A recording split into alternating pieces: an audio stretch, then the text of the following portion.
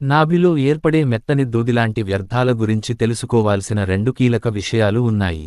మొదటిది, శాస్త్రీయంగా దీనిని నేవల్ ప్లఫ్ అంటారు. అయితే శాస్త్రీయ పరిభాషలో రాసేవాళ్లు దీనిని బెల్లీ బటన్లెంట్ BBL అని పిలుస్తారు.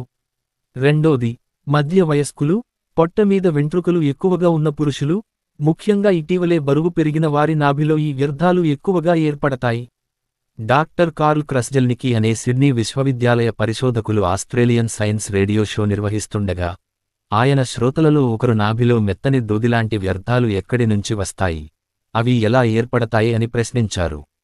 అది క్రస్జెల్నికీని ఒక ఆన్లైన్ సర్వే చేయడానికి ప్రేరేపించింది.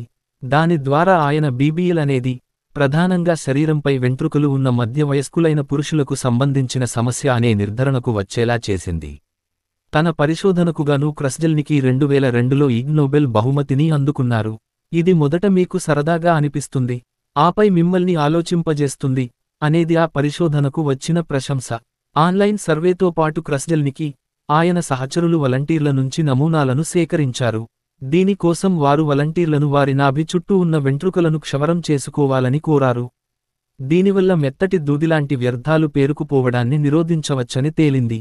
దీంతో డాక్టర్ క్రస్జెల్నికీ, ఆయన సహచరులు నాభిలో వ్యర్థాలు ఏర్పడటానికి ఒక కారణాన్ని కనుగొన్నారు. నాభి చుట్టూ ఉన్న వెంట్రుకలు 1 వే రాచెట్ మెకానిజం లా పనిచేస్తాయని, అవి దుస్తుల లోపలి నుంచి చిన్న ఫైబర్ ముక్కలను లాక్కుని వాటిని నాభిలో నిక్షిప్తం చేస్తాయని వాళ్లు నిర్ధారించారు. పాత దుస్తులతో తక్కువ సమస్య, నాభిలో నిండుకునే ఈ వ్యర్థాలకు ఇదే కారణమనే వాదనను ప్రపంచవ్యాప్తంగా సమర్థించింది క్రస్జెల్నికీ ఒకరే కాదు.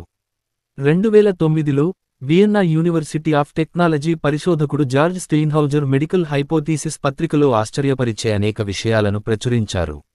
3 ఏళ్ల పాటు స్టెయిన్హౌజర్ ప్రతి సాయంత్రం తన నాభిలో ఏర్పడిన ఆ దూదిలాంటి వ్యర్థాలను సేకరించేవారు. ప్రతిరోజూ ఉదయం స్నానంతో సహా వ్యక్తిగత పరిశుభ్రతను పాటించినప్పటికీ సాయంత్రానికి ఆయన నాభి మెత్తని ఆ వ్యర్థాలతో నిండిపోయేది. స్టెయిన్హౌజర్ తన నాభి నుంచి ఇలాంటి 503 నమూనాలను సేకరించారు. వాటి మొత్తం బరువు 1 గ్రాము కూడా తూగలేదు. సగటున ఒక్కో వ్యర్థపు ముక్క బరువు 1.82 మిల్లీగ్రాములు ఉండగా 7 ముక్కలు 7.2 మిల్లీగ్రాముల కంటే ఎక్కువగా ఉన్నాయి. వాటిలో అతిపెద్ద ముక్క బరువు 9.17 మిల్లీగ్రాములు. కాటన్ ఫైబర్లు జమకావడం వల్ల ఇది ఏర్పడినట్లు స్పష్టమవుతోంది అని స్టెయిన్హౌజర్ తెలిపారు. ఎందుకంటే తాను ఏ రంగు చొక్కా వేసుకునేవారో ఆ రోజు వ్యర్థాలు అవే రంగులో ఉండేవి. ఆయన పాత షర్టులు ధరించినప్పుడు తక్కువ వ్యర్థాలు జమ అయ్యేవి. దీనికి కారణం బహుశా అప్పటికే దానిపై ఉన్న ఫైబర్ పోగులు దాని నుంచి రాలిపోయి ఉండడం వల్ల కావచ్చు.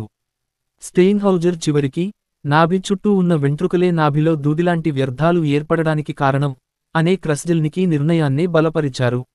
వెంట్రుకలు చొక్కా నుంచి చిన్న చిన్న ఫైబర్లను రాసుకుని వాటిని నాభి వైపు మళ్లిస్తాయని ఆయన వాదించారు. వెంట్రుకల చివరలు ఒక రకమైన హుక్స్ లా పనిచేస్తాయి అని ఆయన అన్నారు. ఒకసారి ఆయన తన నాభి చుట్టూ ఉన్న జుట్టును షేవ్ చేశారు.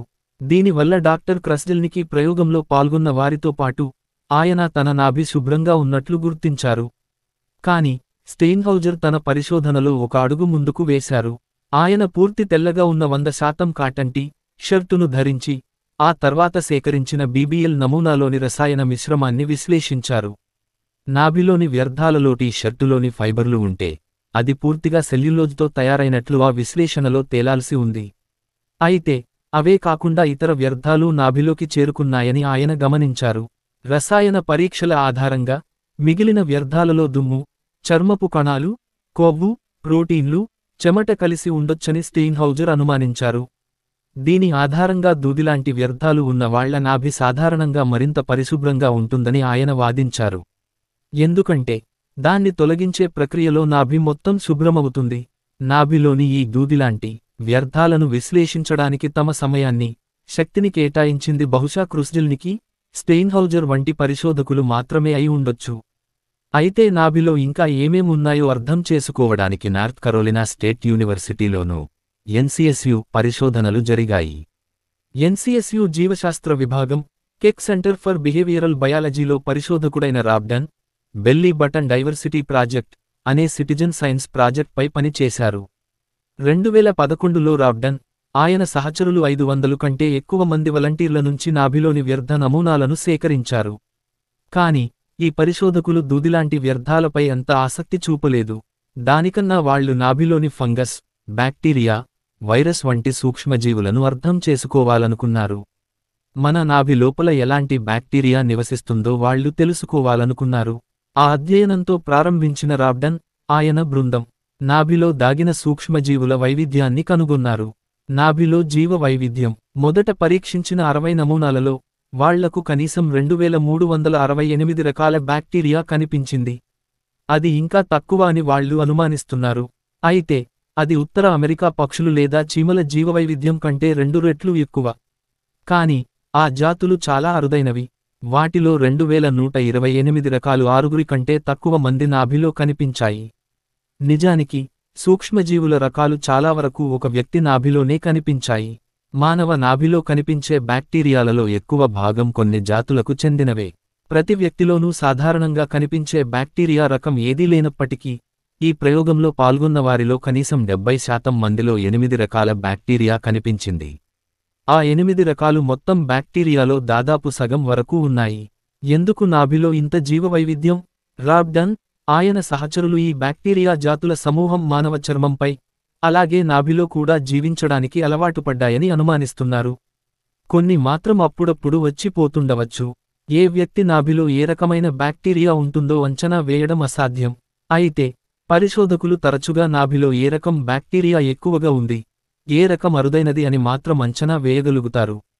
అందువల్ల మీ నాభిలో దూదిలాంటి వ్యర్థాలు ఏర్పడకపోతే చింతించాల్సిన అవసరం లేదు. మీ నాభి ఇప్పటికీ చాలా జీవవైవిధ్యం కలిగిన ఉత్తేజకరమైన ప్రదేశమే.